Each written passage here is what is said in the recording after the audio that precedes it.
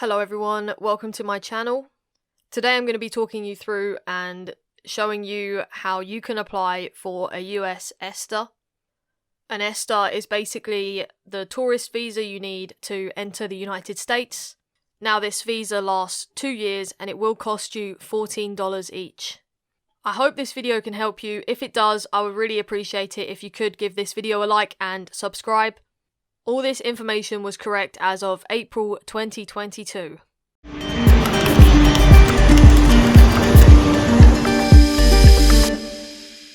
Okay, so when completing the ESTA, you first of all want to make sure you're on the correct website. Now you can access the website from pretty much any search engine or whatever. But just one thing that I'll mention which might not apply to everyone. I tried to do this on Google Chrome just before I recorded this one, and I had a few issues with it. So it let me put all the information in, but when I tried to get to the payment page, it wouldn't load the payment page. So I then tried this on Microsoft Edge, and it worked fine. So I'm not saying that Google Chrome will cause you issues, I'm just saying that I had issues with Google Chrome, and if you do face any problems, then I suggest you do change whatever you're using. So on to getting to the actual website. So I just searched USA ESTA, and then it was the first one under all the ads that shows up. Make sure you are on the correct website because there are a lot of scam websites out there. So this should be the address at the top here, https://esta.cbp.dhs.gov, and of course I will link this below. So I'm from the UK, so I'm going to be filling this form out from the point of view of someone travelling from the UK. So if you scroll down, it tells you everything you need, who should apply. So basically you're going to need all your personal information and your passport. You're also going to need the information of where you're staying when you're in the US. And then underneath there you can see fee for application is $14 US. It shouldn't be more, it shouldn't be less, it should be $14. And then you'll be able to pay right at the end. So you want to create a new application. Now with the ESTA you can start an individual application or you can do a group of applications. So if you want to do an application for multiple people, I believe you can do this if you're in a family, but sometimes it's easier just to do individual applications. I'm going to do an individual application. So then you've just got a security notification, you just want to confirm, and then you're going to get a couple of terms. The first one you're going to get is a disclaimer, so yes, I've read and understand the information and agree to these terms. And then the second is the Travel Promotion Act of 2009, so yes, I've read and understand the information and agree to these terms. Next. So at the top you're going to have this bar. So this kind of tracks your progress of where you are filling out the form. The first step obviously was the disclaimers, you've already done that, so the dot has gone green, and then blue means that you're currently doing this. So you can see you've got applicant information, which is what we're on now, personal information, travel information, eligibility questions, review application, and then the final step is paying. So let's fill out this form. So you're going to enter applicant information. So you are going to need your passport for this step. Now if you wanted to, you can upload your passport and it should fill out everything for you. But if not, you can fill it all out manually. So you're going to first want to enter in your family name, which is your last name. Make sure this is what is displayed on your passport. Then it's going to want your first name. And then your gender. And then you're going to input your date of birth, day, month, year. And then it wants your city of birth. Now this is what is listed under place of birth on your passport. And then it's going to want country of birth. So mine is United Kingdom.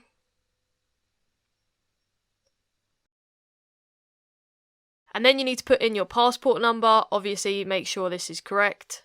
Country of citizenship, so I'm a British citizen, so under UK it has British citizen. and then we don't need a national identification number. And then it wants your passport issuance date. So you're just going to put in when your passport was issued. The date should be on your passport. And then it wants the issuing country. So UK British citizen again, since it's a British passport. And then it wants the expiration date of your passport, which should also be listed on that page.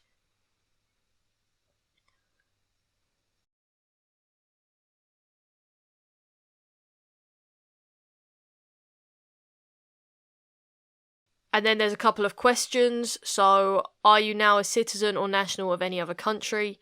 Obviously, if you hold citizenship to another country, you're going to click yes. I do not, so I put no. And then, have you ever been a citizen or a national of any other country? So, I'm going to put no because I haven't. And then the next step, you're going to need to put an email address in. Make sure this email is correct, as you're going to have to receive a 4-digit code. This is also going to be your email address where anything is sent related to this application. So put in your email address and confirm it. And then if you wanted to, you can save and exit this form. It should save it as it goes along. And then once you've entered everything with the red asterisks, you can click next and go on to the next page. So then you're going to get this pop-up for email verification. And this is what I was saying about a 4-digit code. You want to check that that email is correct. And if it is, you're going to click send code. And then you're going to check that email address that you entered, check the email. And you should receive an email with that 4-digit code. So go ahead and enter that 4-digit code and click submit code. And obviously if this is correct, it will verify your email address. So now we're on to the personal information. So it's going to ask us more questions. So are you known by any other names or aliases? Personally, I'm not, so I've put no. And then the next question is, have you ever been issued a passport or national identity card for travel by any other country? Again, I haven't, so I'm going to click no. Obviously, if you have, you can click yes. And then it's going to want your contact information. So the first thing it wants is your address. So this is where you're currently living. So you're going to need to put in the first line of the address, the city, the state, province or region, and then obviously the country. So like I said, my address is in the United Kingdom.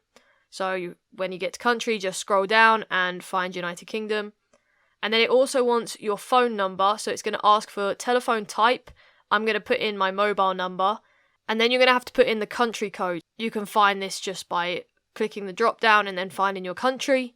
So my number is a UK number. So it's +44. So you're just going to find United Kingdom. And then you're going to enter your phone number. And then you're also able to add another phone number if you wanted to.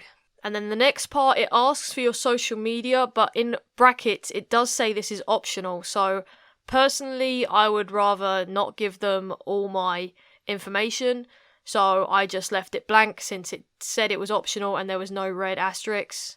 And then it's going to ask if you're a member of the CBP Global Entry Program. Now, I believe this is something you pay for, and it just basically helps you get through like customs quicker. So most people probably don't have this, but if you do, you can put yes, and it'll probably ask for your membership details. But I personally am not, so I'm just going to put no. And then it's going to want your parents' name. So the last name of both your parents and then the first name of each parent. And then it wants your employment information. So if you have a current or previous employer, you should put yes. And from there, you'll be able to add all the information that you need to add. You only have to fill in the information with the red asterisk next to it unless you want to add extra. And then if you're not employed or if you're self-employed, you just put no. And it won't ask you for anything else, and you can move on to the next page. Just obviously check everything you have entered is correct. So then you're going to get onto the page about travel information. So the first question you're asked is your travel to the US occurring in transit to another country?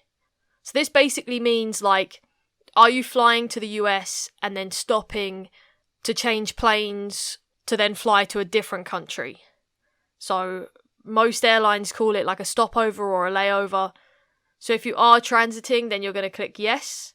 If you're staying in the US, you're going to put no. So I'm staying in the US, so I'm going to put no. And then it wants your US point of contact information. Now, this is going to vary for everyone, and it can be a bit confusing on the form. So this part basically wants like a name, an address, and a phone number of a person, or like where you're staying. So like if you're going to visit someone, you can put in like a friend or a relative or like a business associate, whoever you're going to meet, you can put in their information. But then if you do not have a point of contact, you can just enter like wherever you're going to be staying. So if you're staying at a hotel, you can fill in this information as if the hotel is your point of contact. So the name, you're going to put in the hotel name. So address line 1, you're going to put the street, and then city, you're going to put whatever city it's in, and then the state, whatever state it is, and then the country code, it should be US. That will already be done for you. If it's a hotel, it's probably going to be US. And then you just enter their phone number. You should be able to find all this information on Google, from like Google Maps. Just Google the name of your hotel and it should show up. If not, the hotel should have it on their website, or you can email them if you're really not sure. So I'm actually staying at a house. So for the name, I just put unknown, and then I filled out the address. And then the phone number, if you don't know the phone number, you can just put zeros. So then you're going to scroll down and it wants your address while in the US. So it will then ask, is your address while in the US same as the US point of contact address listed above? For most people, it probably will be. Click the drop down and put yes. But obviously, if it's no, then you can put the address of where you're actually going to be staying when you enter the US. And also, one thing to note, so obviously the ESTA lasts 2 years, and you might be visiting the US multiple times in those 2 years, and you're probably not always going to stay in the same place. You're probably not going to stay at the same hotel every single time, or even go to the same state. So it literally just wants like the first place you're going to stay in the US. So don't worry if you're staying in multiple places on this visit, or if it's going to change the next time you visit. It's just something it wants the first time you stay. If you travel again in a year's time to a different hotel or a different state, you can use the same visa, you don't have to change anything. I know a few people get confused on that, so just something to note. So if it is the same address and you click yes, then you don't have to fill any of that out. And then the last part of this page, it wants emergency contact information. So this doesn't have to be somebody from the US. This can be anyone, a family member, a friend. I normally enter a family member, so it just wants their last name, their first name, their email address, and then it wants their phone number. So again, you're going to click the country code, and then obviously you're going to enter their phone number, and that's it for that page. So once you've filled in all that information, you're going to click next. So now you're going to get onto the eligibility questions. Basically, if you answer yes to any of these, then it will probably affect whether you're issued an ESTA or not, but obviously you have to be truthful. So the first question is, do you have a physical or mental disorder, or you are a drug abuser or addict, or you currently have any of the following diseases?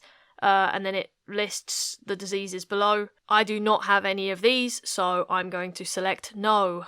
And then, have you ever been arrested or convicted for a crime that resulted in serious damage to property or serious harm to another person or government authority? Again, no. Have you ever violated any law related to possessing, using, or distributing illegal drugs? No. Do you seek to engage in, or have you ever engaged in terrorist activities, espionage, sabotage, or genocide? No.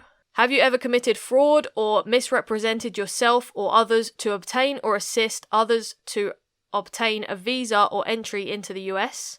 No. Are you currently seeking employment in the US, or were you previously employed in the US without prior permission from the US government? No. Have you ever been denied a US visa you applied for with your current or previous passport, or have you ever been refused admission to the United States or withdrawn your application for admission at a US port of entry? No. Have you ever stayed in the US longer than the admission period granted to you by the US government? No. Have you travelled to or been present in Iran, Iraq, Libya, North Korea, Somalia, Sudan, Syria, or Yemen on or after March the 1st, 2011? No. So once you've answered all those questions truthfully, you're going to scroll down and you're going to get to this waiver of rights part. So the only one you have to tick really is the certification. The third party part is if somebody else is filling this form out for you. So tick that box and then you can hit next. So then you're almost there.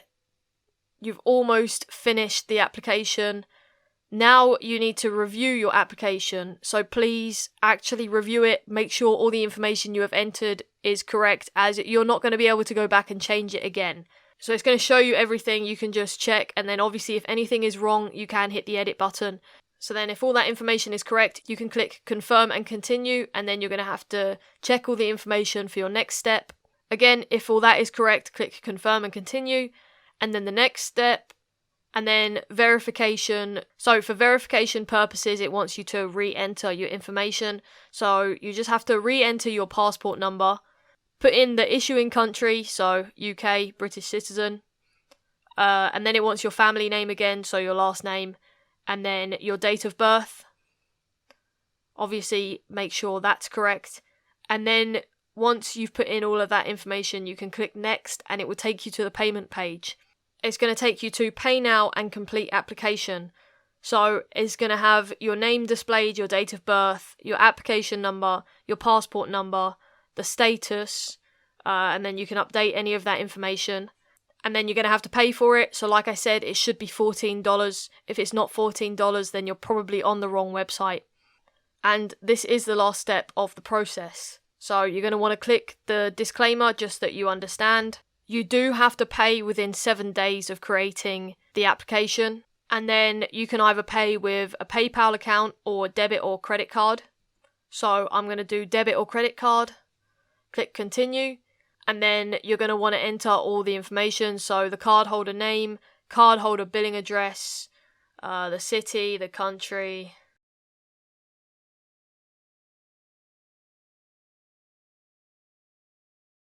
the state or province, the postal code or zip code, and then your card number. They're all the cards it accepts, the expiration date, and the security code. Once you've done all that, you're going to hit continue, and then you get to a review. So you're just going to review all the information and click that you authorize it, and then you're going to hit continue, and your payment is going to be processed. It can take a while, as it said, it could take a few minutes. Mine only took 30 seconds.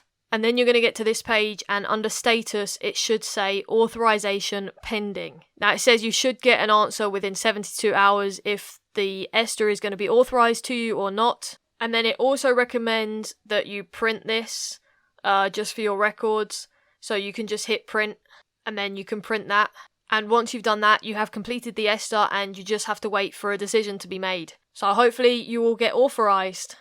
Thank you all for watching. I hope this helped. If you do have any questions, feel free to comment them below, and I will try my best to help. You can also follow me on all of my socials and ask me a question on there.